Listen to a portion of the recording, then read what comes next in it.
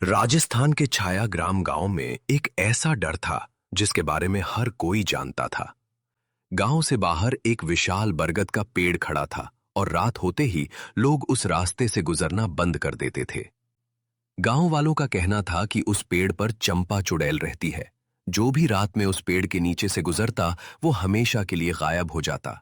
कई सालों से लोग गायब हो रहे थे, लेकिन कोई नहीं जानता था कि वे आखिर जाते कहां हैं।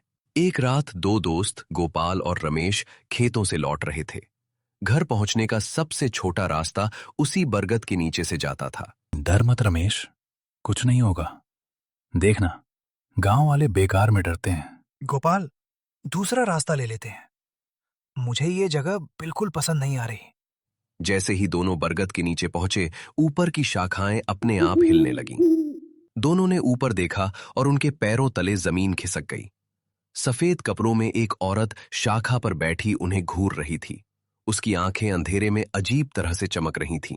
अरे, वो ऊपर क्या बैठा है? ऊपर मत देख, चल यहां से निकलते हैं।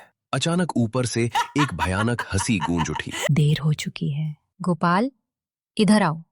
अगले ही पल काली धुंध पेड़ से नीचे उतरने लगी। धुंध ने गोपाल को चारों तरफ से घेर लिया। गोपाल, भाग! गोपाल, वापस आओ! कोई है? मेरी मदद करो! रमेश मदद के लिए चिल्लाता रह गया, लेकिन कुछ ही सेकंड में गोपाल उसकी आंखों के सामने गायब हो गया। अगली सुबह पूरे गांव में हड़कंप मच गया। गांव वालों ने हर जगह गोपाल को ढूंढा, लेकिन उसका कोई निशान नहीं मिला। यह पहली बार नहीं था। पिछले कई वर्षों में कई लोग इसी तरह गायब हो चुके थे। गांव का सबसे बहादुर आदमी भीम सिंह ये सब देख रहा था। पूरा गांव उसकी हिम्मत की मिसाल देता था। उसका एक बेटा था, मोहन। मोहन अपने पिता से बिल्कुल अलग था। वो बहुत डरपोक था और रात होते ही घर से बाहर निकलने से डरता था। लेकिन एक दिन किस्मत उसे उसी बरगद के पास ले गई। उस शाम मोहन को अकेले गांव लौटना पड़ रहा था। सूरज डूब चुका था और रास्ते पर सन्नाटा पसरा हुआ था। मोहन, ऊपर देखो। कौन है? मैं तुम्हारा इंतजार कर रही थी। मुझे मत ले जाओ। और मोहन भी हमेशा की तरह गायब हो गया। जब अगली सुबह मोहन का कोई पता नहीं चला तो पूरे गांव में मातम छा गया। लोगों को यकीन हो गया कि चंपा उसे भी ले गई है। लेकिन भीम सिंह हार मानने वालों में से नहीं था। उसने फैसला कर लिया कि वह अपने बेटे को हर हाल में वापस लाएगा। आधी रात को वह अकेला बरगद के पास पहुंचा। ऊपर सबसे ऊंची शाखा पर चंपा उसका इंतजार कर रही थी। मेरा बेटा कहाँ है? मैं उसे वापस लेकर जाऊंगा।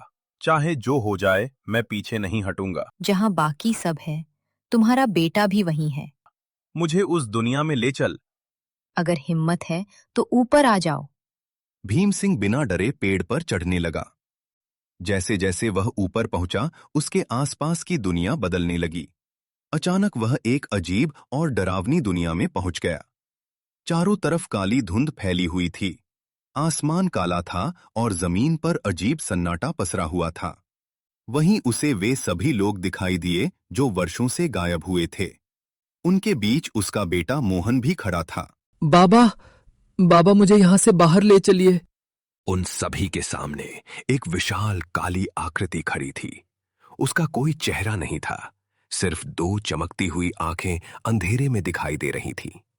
वो काली सत्ता उन सभी पर राज कर रही थी। कौन है जो मेरे आदेश को चुनौती देने आया है? यहां आने वाले कभी वापस नहीं जाते। ये दुनिया मेरी है। ये सभी लोग मेरे हैं। तभी भीम सिंह को चंपा का असली सच पता चला। चंपा कोई साधारण चुड़ैल नहीं थी। वो खुद भी उसी काली सत्ता की कैदी थी।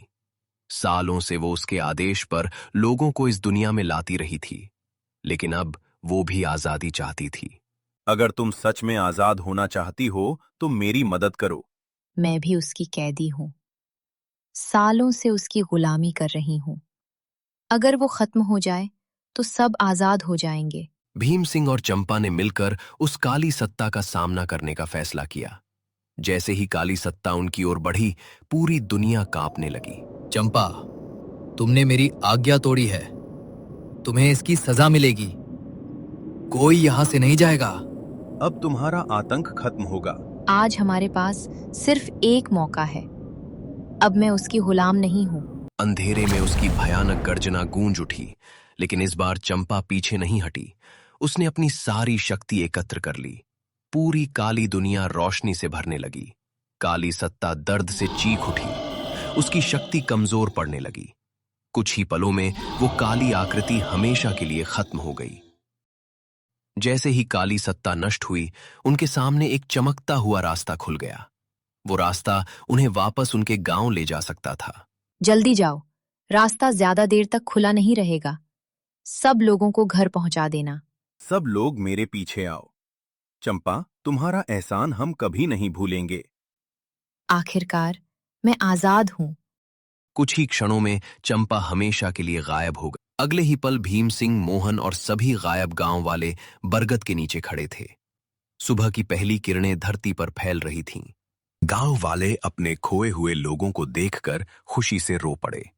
कुछ देर बाद सभी लोग एक साथ गांव की ओर चलने लगे। सबसे आगे भीम सिंह और उसका बेटा मोहन थे। उनके पीछे वर्षों बाद लौटे गांव वाले चल रहे थे। पीछे खड़ा बरगद अब बिल्कुल शांत था। उस दिन के बाद छायाग्राम से कोई भी कभी गायब नहीं हुआ और बरगद की सबसे ऊंची शाखा पर चंपा फिर कभी दिखाई नहीं दी। ऐसी ही और रोमांचक कहानियां देखने के लिए हमारे चैनल टून्स वून्स को सब्सक्राइब करना मत भूलिए।